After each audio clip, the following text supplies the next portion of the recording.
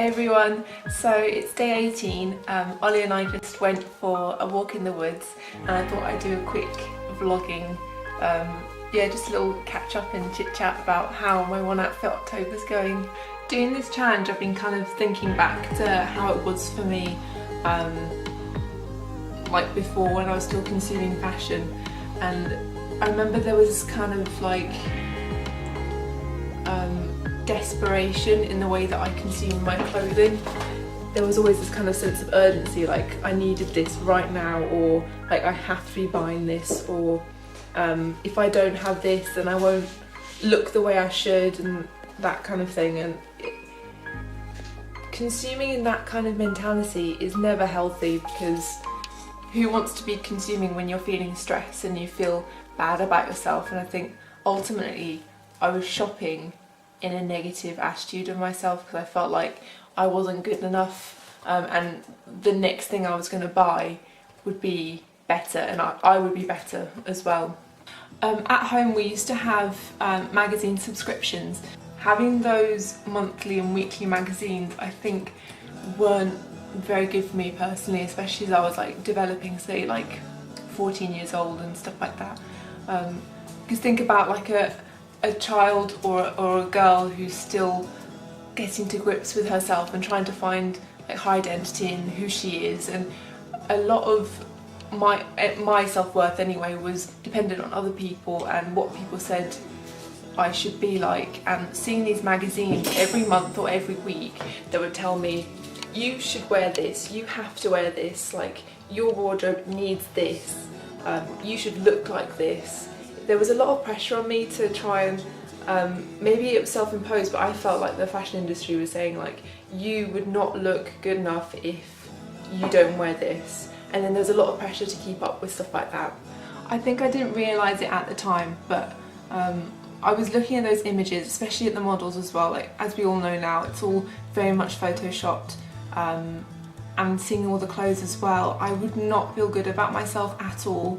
Which is funny because like the stuff that's advertised for fashion, it's saying to you, if you buy this, you're buying happiness, you will feel happy if you buy this. And I felt the complete opposite, and I remember distinctly looking at magazine pages and just feeling crap, being like, oh my god, why can't I have this? Why aren't I like this? Yet at the same time I was kidding myself that I was okay, but there was always an underlying feeling of sadness. I couldn't compete with these people. And ironically, the more we give into it, the less satisfied we are. Yeah, that's exactly the problem. Like, the more we're buying, the less happy we are, which is so, you think it'd be the other way around. The more that we comfort ourselves, the more that we buy, you think that we'd be happier, but we're actually more burdened than ever. I've used this word stuffication before. I know from personal experience, the more I had, the worse I felt, and actually the more I had, the less I felt like I had to wear as well, which is bonkers. But I remember looking at my wardrobe, which was like a massive double wardrobe, floor to ceiling, and looking at it and thinking, I have nothing to wear, there is nothing that I like here. I'm just not inspired at all. I've had that feeling. You've had it as well? Yeah.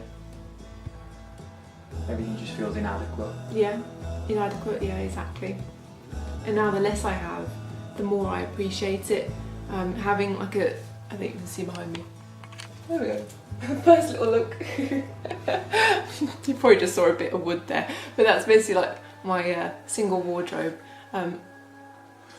I can fit everything so easily in that wardrobe now, and I've never felt more appreciative of what I have, and I've never felt more good about what I own than I do now.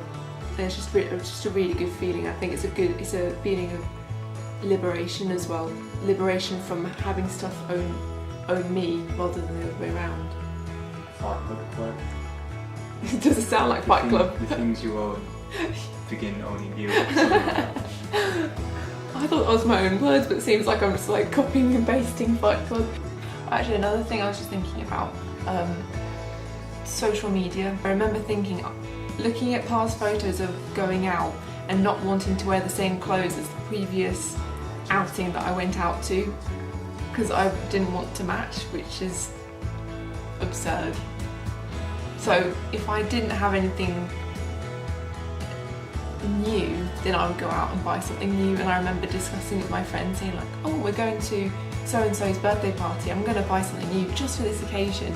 And because I bought something quickly, and because everything's on tap like that, I bought it quickly, wasn't that fussed about it, and then it would just go back in the wardrobe and I wouldn't wear it again, and I get bored of it very quickly. About 80% of our wardrobe we don't even wear because of that instant gratification that we've got, making everything very disposable, and we're all buying things that we aren't really that fussed about, buying quantity over quality. I'd love to hear what you guys think actually, because what do you feel like when you see these sales going on with fashion brands, like online website sales or in-store sales? Do you feel like a sense of desperation? Do you feel like a sense of urgency to get something? Especially like those lines like, get it before it's gone, and I got a sense of kind of stress, like, oh god, I've got to quickly get that, because it won't be my size.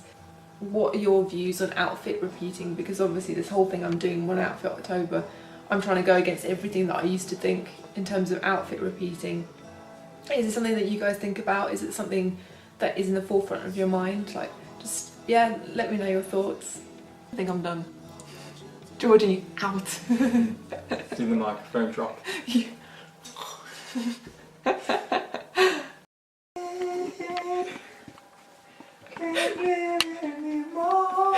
it.